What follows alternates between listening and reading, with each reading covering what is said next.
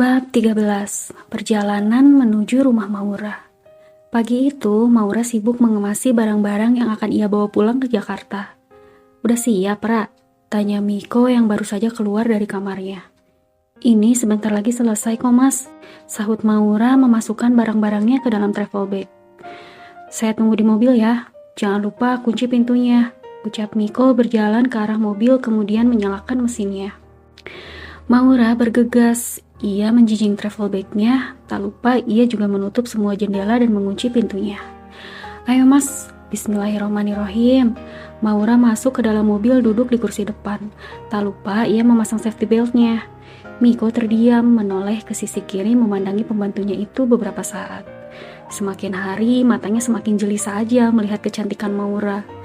"Mas, kok diem? Ngapain liatin saya? Ada yang aneh kah?" Maura langsung memeriksa wajahnya di cermin spion. Tapi rupanya tidak ada yang aneh dengan wajahnya. "Kamu tahu nggak yang aneh itu apa? Di mata saya, makin hari kamu kelihatan makin cantik aja," ucap Miko menggodanya. "Ya elah, Mas, saya emang nggak akan terbuai sama tipu daya Mas Miko," hahaha, jawab Maura mengibaskan tangannya ke bawah. Miko menginjak gas, perlahan mobil menjauh dari rumahnya. "Dadah, rumah Jogja. Semoga kita bertemu lagi," ucap Maura sambil melihat ke belakang. Mendengar ucapan Maura, Miko tersenyum. "Nanti ketemu lagi kalau kamu sudah jadi istri saya. Gimana?" sahut Miko yang terus menggombali pembantu cantiknya itu. "Haha, iya deh, iya. Jadi kapan mau melamar saya?" Maura yang seakan tak mau kalah balik membercandai Miko. "Ini lagi on the way mau melamar ke Tasik," jawab Miko sambil memakai kacamata hitamnya. Maura terkekeh. "Awas ya, kalau beneran." "Kalau beneran gimana, Ra?" "Gak mau saya, takut." "Loh, kok seneng mungkin, bukan takut," ucap Miko sambil membelokkan setir mobilnya. "Takut lah, Mas Miko kan pacarnya banyak, nanti saya diselingkuhin sana-sini." "Ya enggak lah, saya kalau sudah menikah gak akan macem-macem." "Iya aja deh," jawab Maura sambil tertawa. "Beneran, Ra?" "Iya, iya." Seringnya mereka bersama, semakin hari Maura merasa sudah tidak canggung lagi pada majikan playboynya itu. Miko mengemudikan mobilnya dengan kecepatan yang cukup tinggi. Bukan tanpa sebab, ia pernah menjadi anggota klub mobil balap ketika ia kuliah. Sehingga tak jarang ketika berada di jalan tol, ia menguji keahliannya yang dulu. "Sudah masuk zuhur, kita mampir dulu ke masjid ya, Mas?" "Oke, baik," jawab Miko.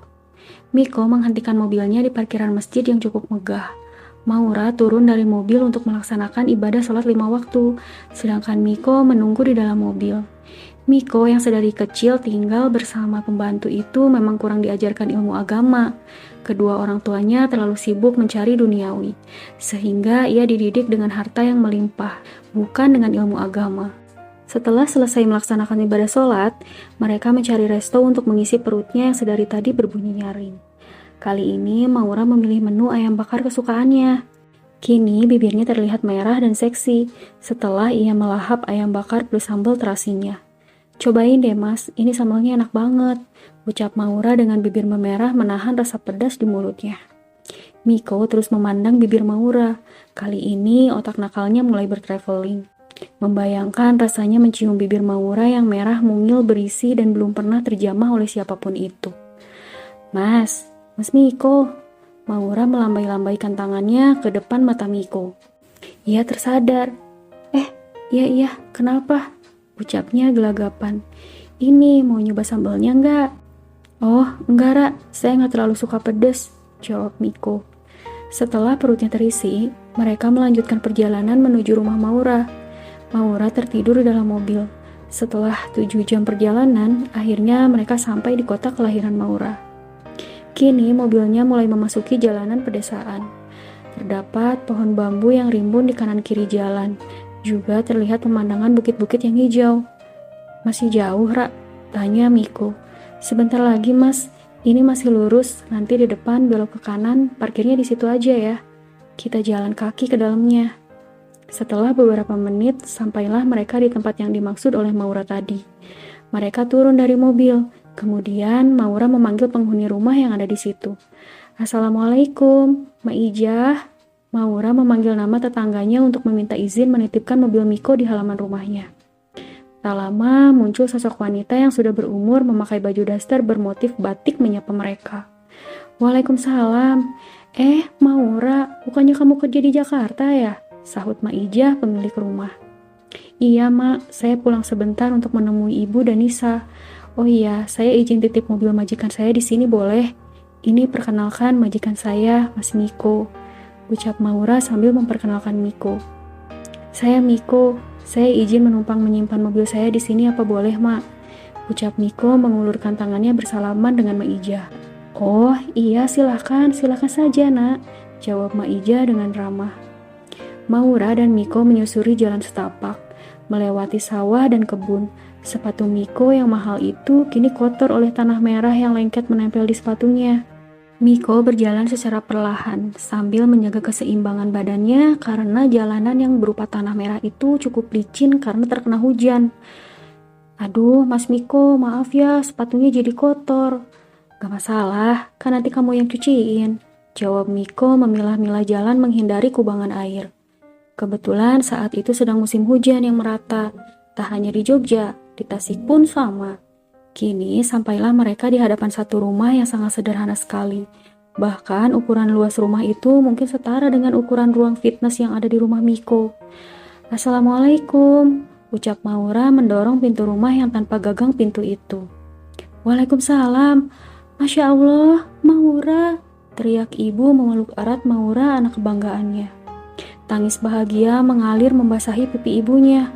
Walaupun belum terlalu lama terpisah, tapi ia bahagia. Akhirnya rasa rindunya dapat terobati dengan melihat anak kesayangannya itu. Miko tertegun melihat adegan yang mengharukan itu. Sedari kecil, ia seolah tak pernah dirindukan oleh kedua orang tuanya, karena mereka terlalu sibuk bekerja. Oh iya Bu, ini kenalkan Mas Miko, majikan Maura di Jakarta. Ia mengarahkan tangannya ke arah Miko yang berada di belakangnya. Ibu Maura segera menyeka air mata kebahagiaannya, kemudian menyapa Miko. Miko, Bu, ia mengajak bersalaman dengan Ibu Maura. Nak Miko, sini masuk. Maaf ya, kondisi di sini seperti ini. Harap dimaklumi ya, Nak. Maklumlah, rumah orang susah.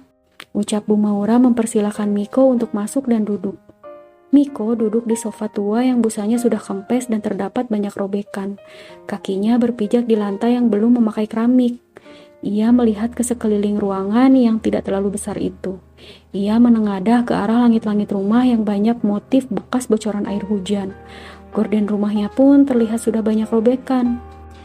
Ibu Miko membuatkan minuman teh hangat untuk Miko, kemudian menyuguhkannya di atas meja yang sudah miring dan catnya terkelupas. Silakan diminum, Nak. Maaf, Ibu tidak bisa menjamu yang lebih. Ibu Maura berbasa basi pada Miko. Terima kasih, tidak apa-apa, Bu. Lagi pula tidak usah repot-repot, jawab Miko. Assalamualaikum. Kak Maura. Nisa yang baru saja pulang mengaji langsung memeluk kakaknya. Kak, gimana kabar kakak? Nisa kangen, ucap gadis ABG itu sambil memeluk erat sang kakak.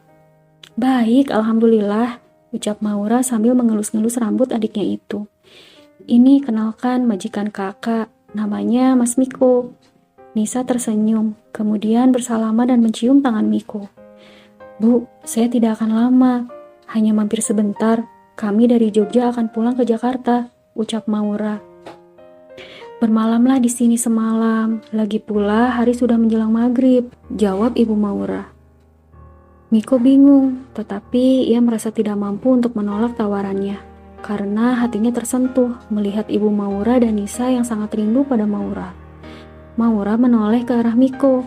Dengan berat hati, Miko menjawab, Baiklah Bu, kami akan bermalam di sini. Maura seakan tak percaya dengan perkataan Miko. Entah angin apa yang membawa pikiran majikannya itu hingga ia bersedia menginap di rumah gubuk ini. Rupanya hati laki-laki playboy itu kini telah terenyuh melihat kedekatan sebuah keluarga yang tak pernah ia dapatkan dari keluarganya. Mas, serius? Maura meyakinkan Miko. Iya, tak masalah. Besok pagi kita pulang ke Jakarta, jawab Miko meyakinkan Maura. Terima kasih Namiko, ucap Ibu Maura yang sedari tadi memeluk dan membelai rambut Maura dengan wajah bahagia. Pemandangan itu membuat hati Miko benar-benar tersentuh.